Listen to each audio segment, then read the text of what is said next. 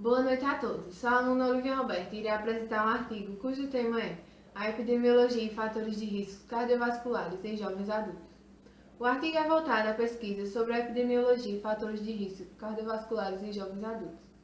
O objetivo desse estudo foi apresentar uma literatura nacional e internacional com o intuito de identificar os riscos cardiovasculares em jovens adultos.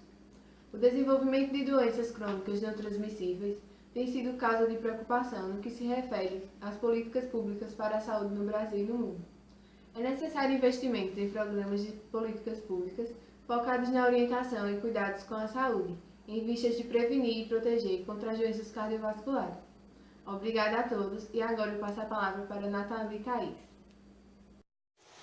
Obrigada, Olivia. Boa noite, pessoal. Bom, pessoal, nosso estudo foi uma revisão bibliográfica que tem por tema epidemiologia e fatores de risco cardiovasculares em jovens adultos. Uma breve introdução do que é epidemiologia. A epidemiologia surgiu através da necessidade do estudo de doenças contagiosas e, com o passar do tempo, abrangeu-se para as não contagiosas também. Antes, os principais fatores de risco para doenças cardiovasculares estavam correlacionados diretamente a adultos não jovens e idosos. Hoje, com a evolução, percebeu-se que esses fatores estão cada vez mais presentes, principalmente em jovens adultos. E, independente da idade, os fatores de risco associados às doenças cardiovasculares encontrados com frequências estão apontando para os modificáveis, como o sedentarismo, a obesidade, o alcoolismo, o tabagismo, a diabetes e os níveis de colesterol alterados, entre outros. Através desse fluxograma, podemos perceber que, de certa forma, os fatores de risco eles estão em um círculo vicioso.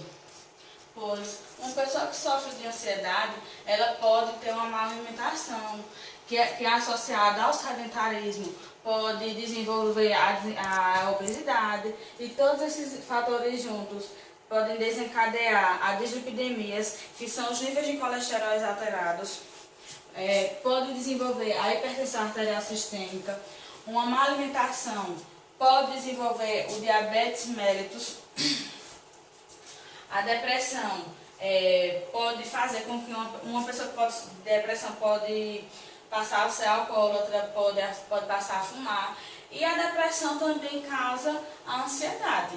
E como falei, todos formam um ciclo vicioso. E esses fatores não têm que estar diretamente correlacionados. Uma pessoa, para desenvolver a doença cardiovascular, ela não tem que apresentar todos esses fatores. Ela pode desenvolver um ou outro. Porém, vale salientar que todos eles servem para desencadear outros ou para agravá-los. Reforçando as medidas de importância preventivas e por se tratar de uma fase do desenvolvimento em que há mudanças de comportamento, de estilo de vida e de escolhas relacionadas à saúde. No Brasil, a promoção de saúde muitas vezes não são planejadas, com deficiência na capacitação e formação de profissionais. As ações de proteção de saúde, de promoção de saúde devem ser ampliadas, visando um maior envolvimento de profissionais da saúde e outros atores sociais, como líderes políticos, líderes religiosos, as escolas e a própria população. Agora, vamos passar um breve vídeo para que possamos entender como esses fatores agem no nosso organismo.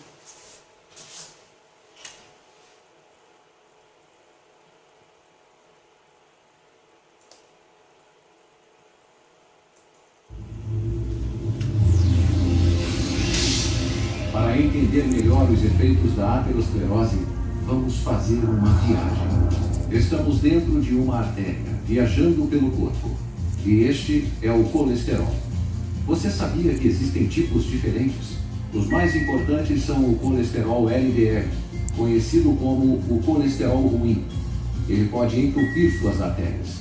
E o colesterol HDL, chamado de colesterol bom porque acredita-se que ele ajuda a remover o colesterol ruim do corpo. Se houver algum dano ao revestimento da artéria, causado, por exemplo, por pressão arterial alta, que ajuda a remover o colesterol ruim do corpo. Se houver algum dano ao revestimento da artéria, causado, por exemplo, por pressão arterial alta, as partículas do colesterol LDL têm mais probabilidade de entrar nesse revestimento do vaso. Quando o colesterol LDL entra na parede danificada da artéria, ele se transforma e pode levar à inflamação. Com o tempo, esse processo de oxidação e inflamação na parede da artéria cria algo chamado de placa aterosclerótica. Esse processo crônico, conhecido como aterosclerose, pode ter uma série de consequências, dependendo se a placa é estável ou instável. Uma placa estável pode continuar crescendo lentamente, reduzindo com o tempo o fluxo sanguíneo, mas sem necessariamente bloquear a artéria. Mas às vezes mesmo uma pequena placa pode se tornar instável e se romper, expondo o seu conteúdo. Isso é muito mais perigoso que uma placa estável. Se houver a formação de um coágulo, ele pode bloquear totalmente o fluxo de sangue. Os efeitos podem ser imediatos. Um bloqueio em uma artéria que leva o sangue ao coração pode causar um infarto do miocárdio. Um bloqueio em uma artéria que leva sangue ao cérebro pode causar um AVC.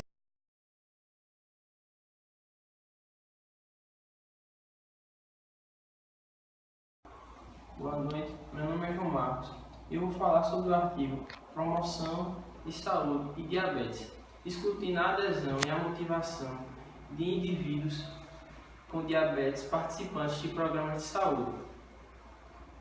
Foi dado ênfase no artigo que é possível relacionar exercícios físicos e uma dieta regular para a melhoria do estilo de vida de cada portador da diabetes.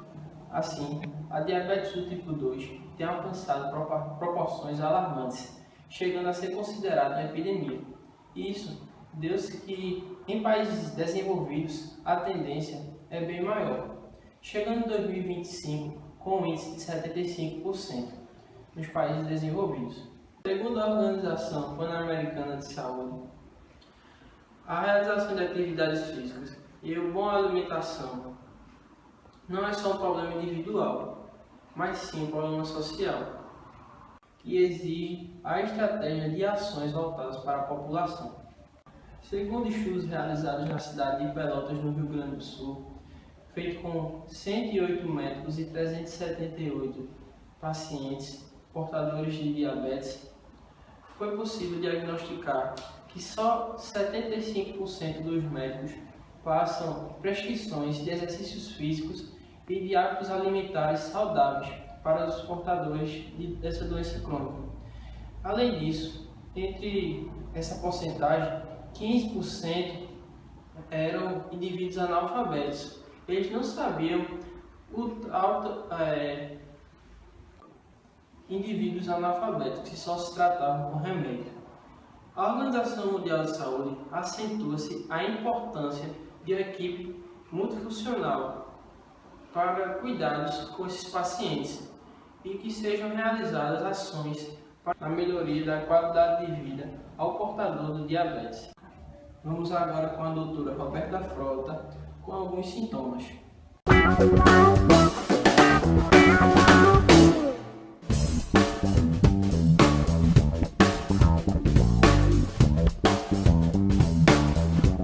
Os sintomas de diabetes, os sintomas clássicos são urinar muito, beber muita água e comer bastante.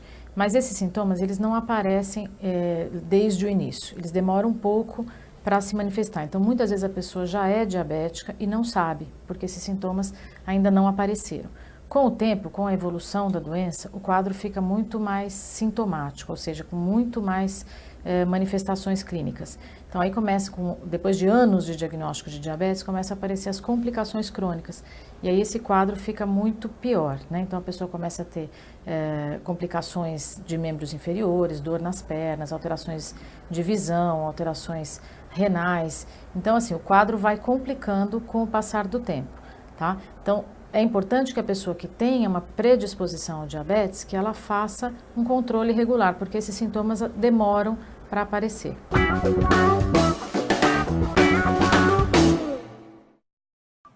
Obrigado pela atenção de todos.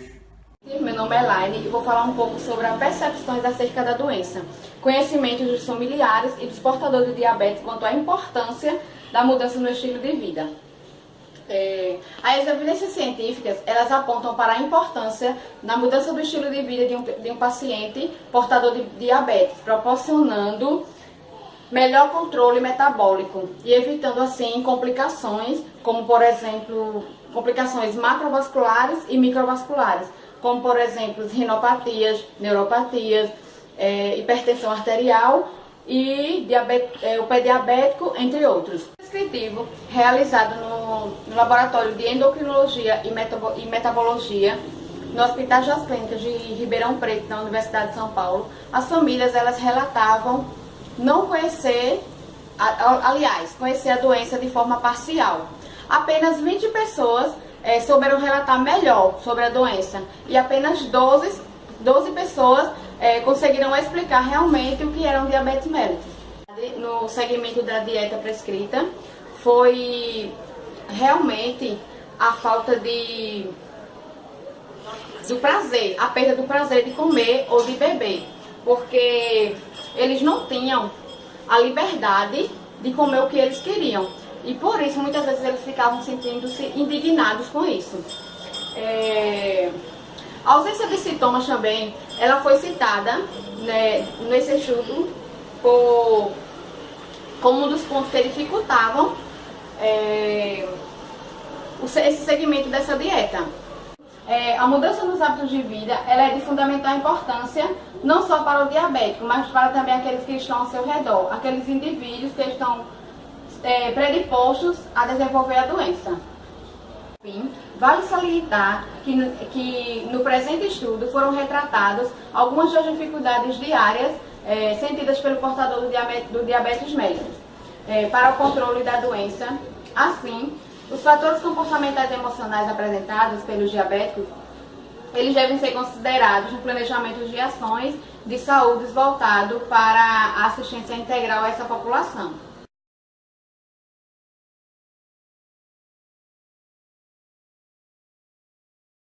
Evitar o diabetes é uma mudança de atitudes.